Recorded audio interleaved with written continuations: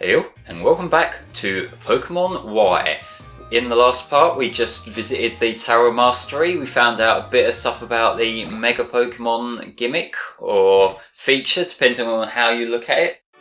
And in this part, we're going to be taking on the Shallow City Gym, which uses the roller skating mechanic. Stephen, we haven't really talked about that much other than acknowledging it. What do you think about the roller skates? I enjoyed the roller skates. They got you around quickly and it just saved a lot of time.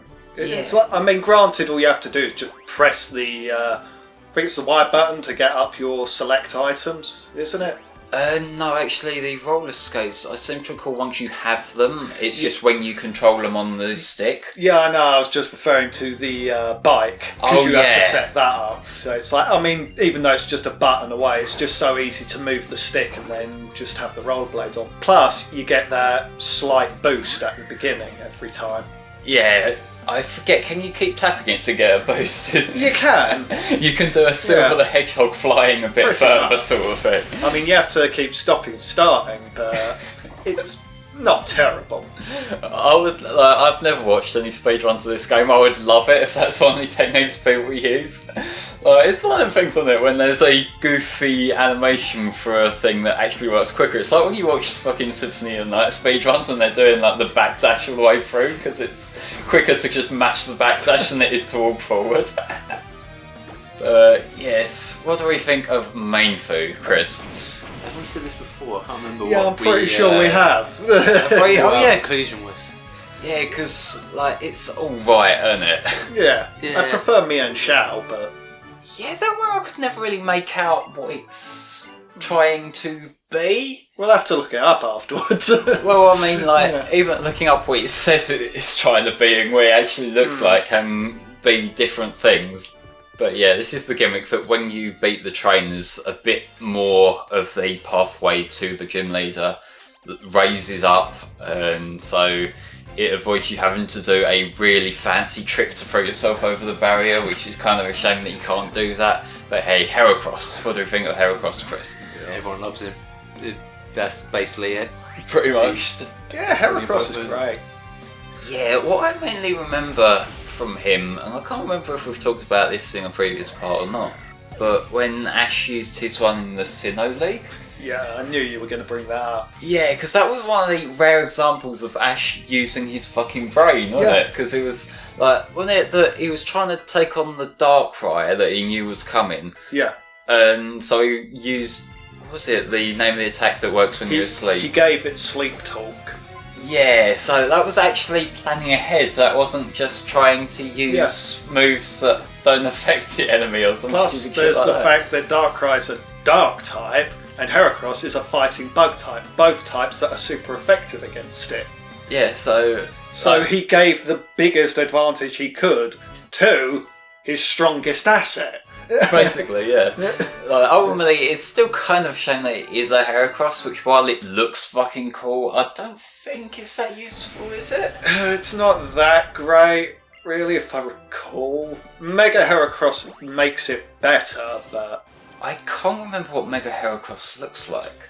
It's got a weird horn coming out the front of its face and out the back. It sort of looks like a stag beetle in a way. I think that's the right kind of beetle. Probably isn't, but... I think I know the kind of thing you're talking about. Like, what's coming to my mind from that description is the Bugsy kind of power-up from Kirby. That you can... I've been playing Star Allies recently. That is actually a pretty fucking great game, although the frame rate does kind of hamper it. Yeah. Maybe that's because I only recently played Triple Deluxe on the 3DS, which is mostly around 60, so to go back to the next... Well, not the next game, because that's very a lot, but to a new one that's then 30, it feels a bit slow by Kirby standards. But like, the levels themselves are pretty cool, and it's fucking Kirby. But yeah, Mega Heracross, it also has vents on it on the front, Okay. And I think its wrists sort of open up in a way. It like releases energy because it generates so much heat, apparently. I love the image of a Heracross overheating and it needing to go down.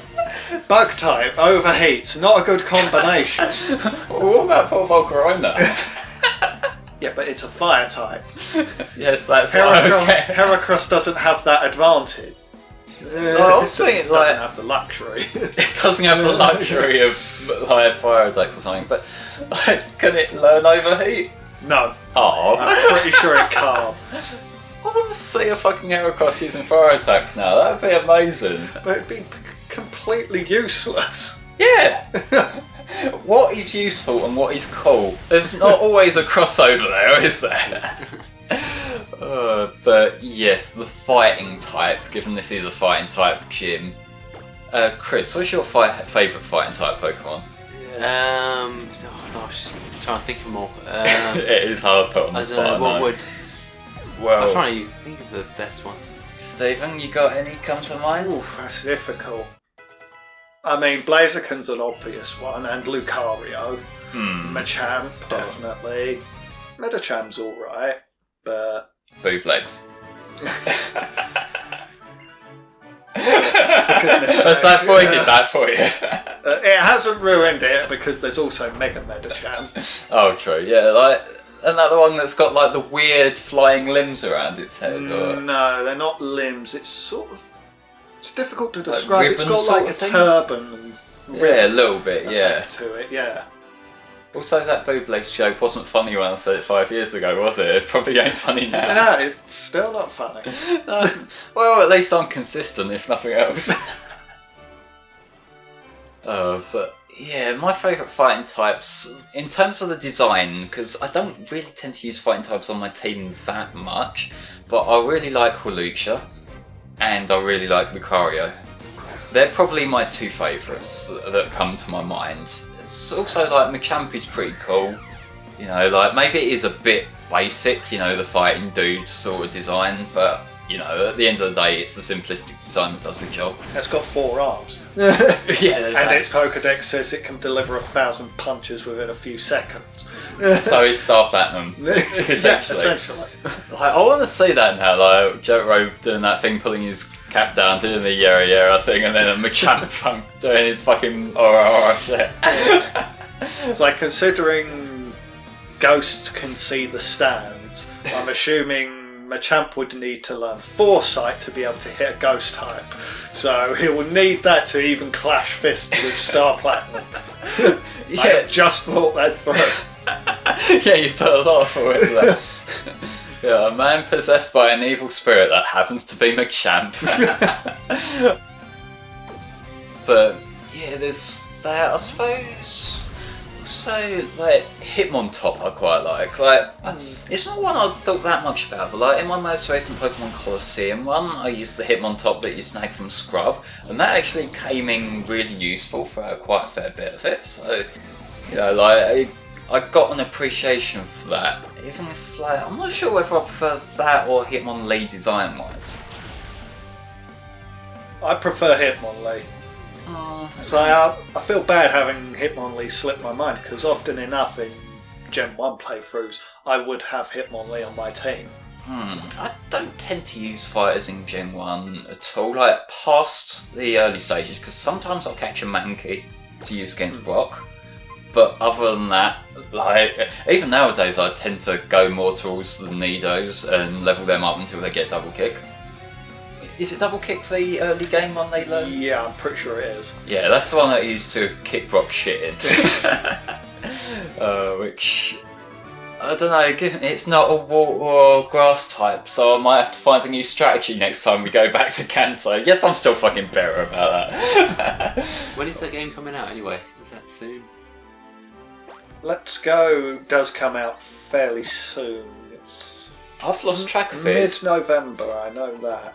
Oh, I didn't realise it was that soon. I thought it was like December sort of time. Oh, maybe I'll have something to bitch about a bit sooner. I think it's sometime in November. I have to double check it. I'm pretty sure it isn't December, but Could be wrong, so... This is the part where in the video description I'm going to have to correct this and later down the line. Oh, what was that? Oh, March. Fuck. No, I think it is November, but that does sound right. You now, could give it back. as much time as you want, it ain't going to improve. Well, like, we're going by pre-release stuff. Yeah. Hopefully it's still a fun time regardless. Like, we should probably talk about the new stuff that's come about since our last recording session. Which, Chris, have you seen the new Pokemon that they've revealed? Because I know you don't tend to follow the stuff as closely as we do. No, I haven't. That might be one to discuss in the next part, because there are a couple of new Pokemon that I have mixed feelings on. But, yeah. I like the fact that you say doesn't follow it nearly as closely as us. He doesn't follow it at all. You're being generous. Yeah, well, I do. And stuff. Yeah. It depends what we spoon feature in the group chat, doesn't it? I follow it. Pokemon, Pikachu and all that. Yeah. Well, I mean, it's diversity in standings in the group, I suppose. It's always useful. But yeah, although saying that, Chris, you're the one out of us who's actually played Pokemon Go, haven't you? So, I've played it as well. Oh, have you? Yeah. Oh, I'm the one who hasn't. I dip into it every once in a while, but that's partly because of my brother and sister-in-law. Oh, right. They play it avidly. Still? Yeah. Apparently it's gotten better. Didn't they introduce all the Gen 2 Pokemon? Have they started? They've started Gen 4 now. Oh, have they? Oh, shows how out of touch how I am. But they've updated gyms, including several legendaries. How much attention does that really get now on the whole? Because I know there was like that big phase of like loads of people playing it. Like, is there still like a dedicated following? Apparently, there still is quite a lot of people. They're not vocal about it, but there are a lot of players out there. Is that because they're normies? I have no idea. Because, like, I would imagine the people who do use it are mainly normies now, and that's why the Let's Go brand are trying to casualise that. Perhaps. But yeah, like, I'm not sure how I feel about that kind of direction, because like, I know a few parts ago we were speculating that maybe it was like the Division, in that they were trying to make the Let's Go a sub-series for casuals while maintaining the main series as they were. But since then, there's been an interview with Masuda come out where he said some interesting things, such as that's a new direction to make it more approachable. Like, overall, the idea was that it was competing for time with so many other things these days. But the one thing that stood out to me was, did you see the comment about him explaining why they don't want HMs now? I did not. Okay. Enlighten me. Well, he made a statement that the reason why, he mentioned something along the lines of HMs were a problem because it could make it confusing and people might accidentally overwrite Surf and get themselves stuck on an island or something like that. That's not how the game works, Dick. You made this fucking thing. How do you not realise that? You can't overwrite HMs. You need to go to a move deleter. Like, I think there was one spot somewhere in Gen 4 that I had a YouTube comment on another video point out to me that, like, where you can trade, I think it's a Finneon for a Magikarp, and so there's a chance to get yourself stuck there as an oversight, as a single oversight. But that doesn't mean you need to get rid of like everything. Oh god. Because like, it's one of the things that I kind of like. I get not wanting HMs. Like, that's the thing. I can fully respect not wanting the games designed around needing HMs, because HMs, it kind of limited your team options, really, didn't it? Because you needed a slave. But like, if you're gonna eliminate them for the right reasons, not for what is not a thing that happens.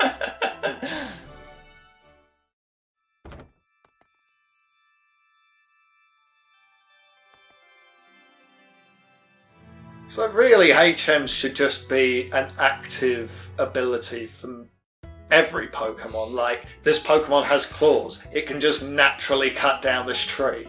Well, see, the thing with that is that still is limiting your team opportunities. Like, the ride Pokemon in Sun and Moon kind of worked around that, in that you could just call them in on a whim. Yeah. Whereas, like, I suppose that is a very Alola-centric thing, though, isn't it? So they'd have to get a little bit creative if they were bringing that back for the next main series games. Although, naturally, they could also just bullshit and no one would give a shit, but hey. But yes, we've beat the gym, so now we're making our way back to the Tower Mastery here. We're gonna actually try and go up to the top.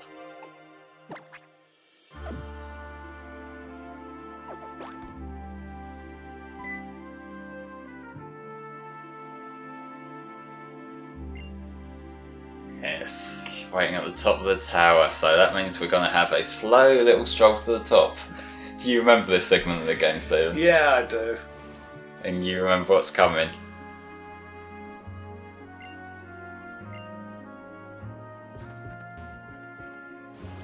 I do like the little detail in that on the floor there you could kind of see the Mega Evolution logo. Yeah. And this actually looks like a comfy little sleeping section. Like, do they have like these people keeping watch over the tower or something? Like if they got a bed there or something? I'd imagine so. It makes sense considering how important it's meant to be. Yeah, but like, what really happens here? It's not like a lighthouse where you'd need people like making sure the light's working or whatnot. Mega stones, keystones. Yeah, I guess making sure the Lucario statue doesn't run away. Plus there's probably ancient texts there. Yeah, maybe. Like, it looks like just a bog standard library though. It's true though, isn't it? Are you saying they recycle assets? No. I bet you if you were to just look at this bookshelf compared to the one in the other room, them books are probably in exactly the same spots. The same ones leaning over, the same ones in that order. Yeah, so this place has been guarded for many centuries. Go to take a book off the shelf, but they're all linked to each other and they just go, these are made of styrofoam! What's this? We need actual books like this. What do you do here all day? Yeah, we didn't actually give the props guy enough of a budget for real books. He had to just sort of stick some pages together.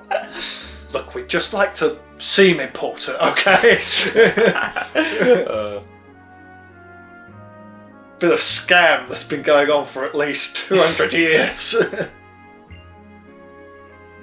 It's fine. Like, all that's coming to my mind is recently I played a bird story, and there's this interesting section where the kid just pulls the pages out of the book, somehow sticks them together flawlessly, and makes a huge paper aeroplane from them. And like, I'm not quite sure how that works, but I'll take it. It's fantasy.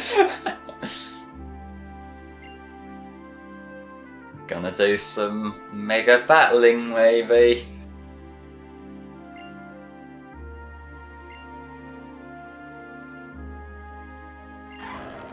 Hi, Lucario. Yeah, we've just been given a free Lucario here. Rightly so. I mean, like, Lucario is a fucking cool Pokemon, and I'm gonna be using it on my team for the rest of the game because it's such a fucking cool Pokemon. But like, I get it. This is like their tutorial Pokemon to use the Mega Evolution with.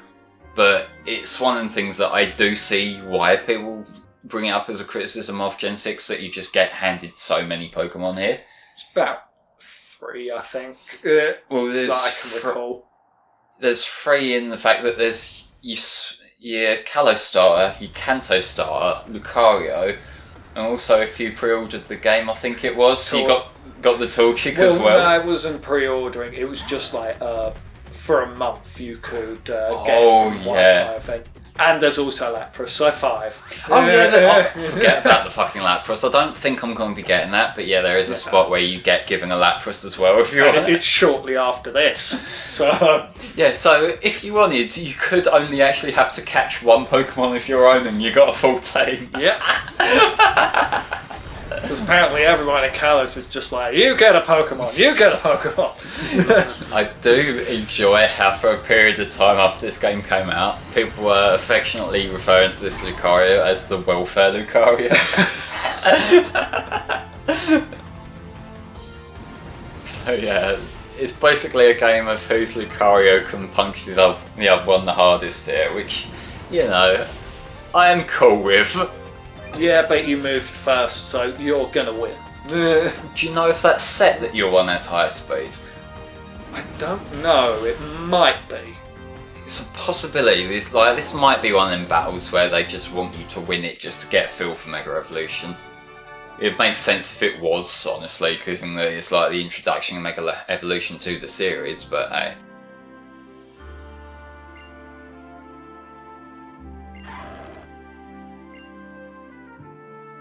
There we go. 3 fucking Lucario bitches. Well, I think it is mentioned that Lucario is supposedly the first Pokemon to Mega Evolve. Is it? I think so. Oh. I think that's the reason why there's a giant statue. Oh, right. Do you know, was that like in the game? I or? think it is mentioned in the game. I don't remember that, but you might be right there. Granted, I don't recall what everyone says, and I kind of tune out whenever the NPCs are talking, but hey.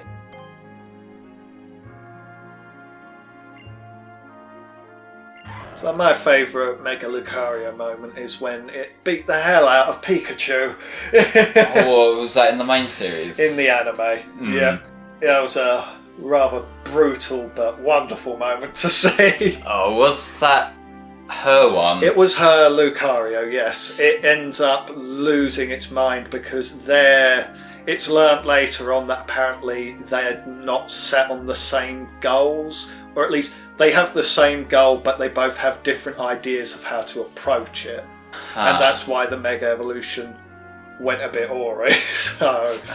And the first time they use it, it works kind of alright, but then Lucario loses its mind, starts kicking Pikachu all over the place, grabs it by the tail with its mouth and starts slamming it everywhere. Oh, Christ. Yeah. And it almost kills Pikachu, essentially. There's a moment where Pikachu is in midair and suddenly Lucario's foot just comes flying at it and gut kicks it. And you just see this red stream of light coming from its eyes and its teeth are all jagged and menacing.